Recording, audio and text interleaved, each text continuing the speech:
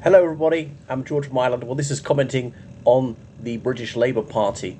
Well, the Labour Party in the United Kingdom is increasingly in trouble and in disarray.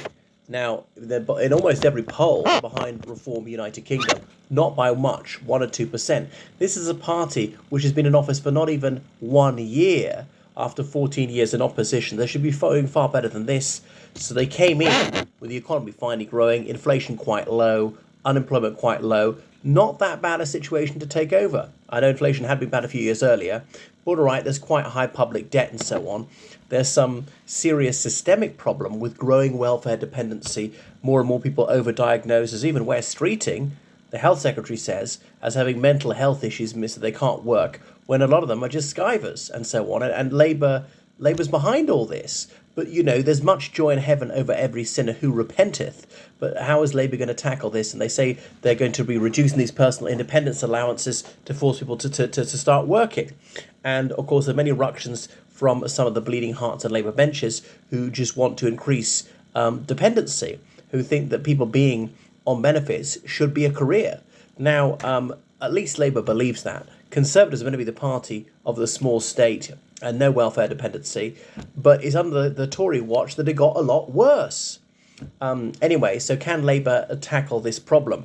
Well, not really, because it's going against their payroll vote. And Keir Starmer and his cabinet are supposedly lacking compassion because they believe that working class people shouldn't have to pay for layabouts, that more public money should go to solving real problems, to helping the NHS and so on. So Labour is in trouble with its trades union paymasters when they're saying that civil servants will have to work in person. There's got to be greater productivity in the National Health Service and the civil service, where the staff and the budgets have ballooned. They give them these inflation-busting pay rises. And all right, to some extent, that's simply trying to get them back to the position they were in 2008, before the credit crunch kicked in. Because in real terms, most people are worse off than they were in 2008. Real terms, note. So Labour has got to tackle this lassitude, this profligacy, and it's going to be very difficult for them, especially although their economy is growing now, but it's going to be like 1% this year. And Rachel Reeves, the Chancellor of the Exchequer, many of her plans were predicated on a very unsafe assumption, and that was of healthy economic growth.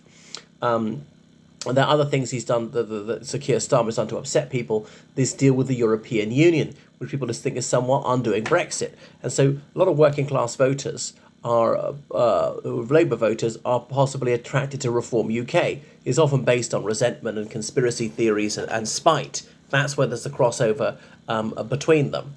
Now, Labour said that they would bring down immigration to a sensible level, and Keir Starmer said that the UK was becoming a country of strangers. Now, he was assailed by many leftists saying, my goodness, this is redolent of Enoch Poll's notorious Rivers of Blood oration.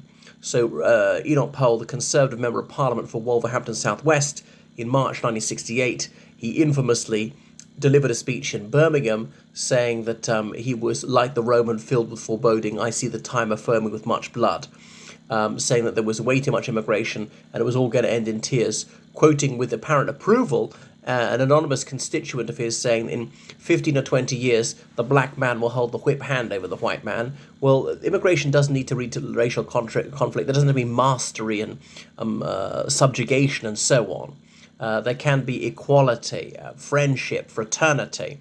So it was setting up a false dichotomy. There can be a gain for all races, and a person's race doesn't matter. Anyway, so he was lambasted for that. Had a Conservative said something similar to Starmer, then, of course, Starmer would have savaged him or her. So Labour's going both ways in the same direction. They're trying to limit immigration, and much of that I applaud. But at the same time, you're making it easier for people in the European Union to simply come and live here. Now, I want immigration. It'd be daft to be against all of it.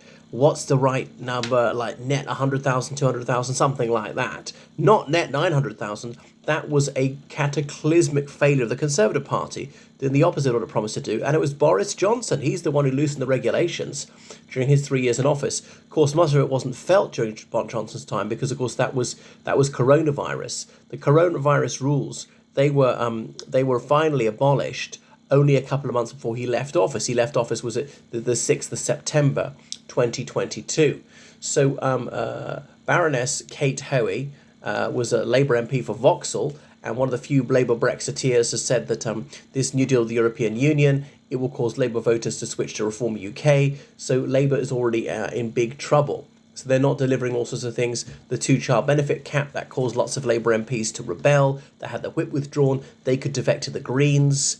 I thought, well, if I was them, the Greens, I would form sort of a Green left with the pro-Palestinian MPs and the Greens. That'd be a caucus of like, is it 9 MPs already, plus Corbyn, plus some Adulamites from Labour. You're up to 20 MPs already. And if they all kept their seats in the next election, that would be a significant party. It could even grow. All right, so they say this is going to be the end of fishing in the United Kingdom.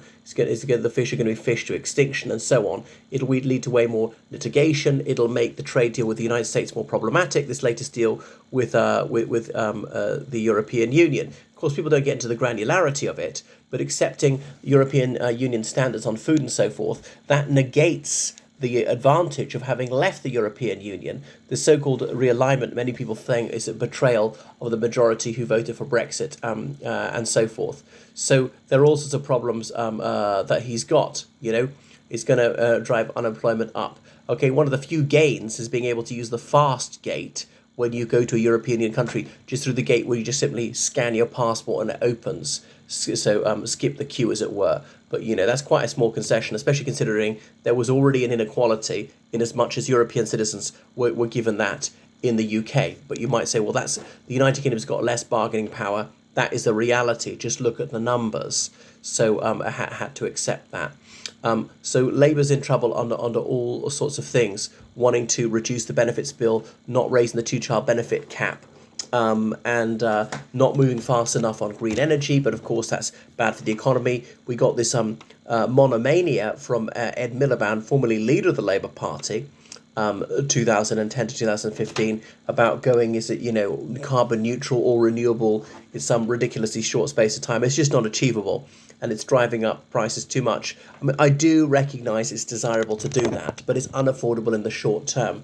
So Labour is in trouble on many fronts. So they are at panic stations. They did badly in these local elections again. And for them, Kemi Badenoch, they think she's a fairly ineffectual leader. So that's somewhat true. But for the Conservatives, if they dump her and get Robert Jenrick, her runner-up, he'd probably be even worse. He's also, a very vehement cheerleader for the mass murder of Palestinian civilians. That is not a good thing. But so the Labour also think, well, maybe they'll dump Badenoch and get a better Conservative leader, and then Labour are really in trouble. I mean, I don't think Kemi Badenoch is particularly the problem. I don't think anyone else out there would do significantly better. And the Conservatives ought to not be changing leader every single year. So will Starmer try and lead Labour into the 2028 election? I guess probably not. I think he'll be pressured to step down. He will be fairly long in the tooth at that point. His approval ratings are appalling. They're only going to get worse. Bear in mind, this is the honeymoon. What's it like? The nadir of a government is about 3 hours after a general election. So, summer 2027, that's going to be a really rock bottom for them. Things ideally approve of them in 2028. And if the things are going okay, if they've got a bit of a lead in the polls, to call it in 2028, that's what they would do. But I would think someone like Yvette Cooper or David Lammer would lead them to that election. Right, thanks for watching my channel. Make sure you subscribe on Patreon, donate on PayPal, georgecallahan79@gmail.com. Goodbye.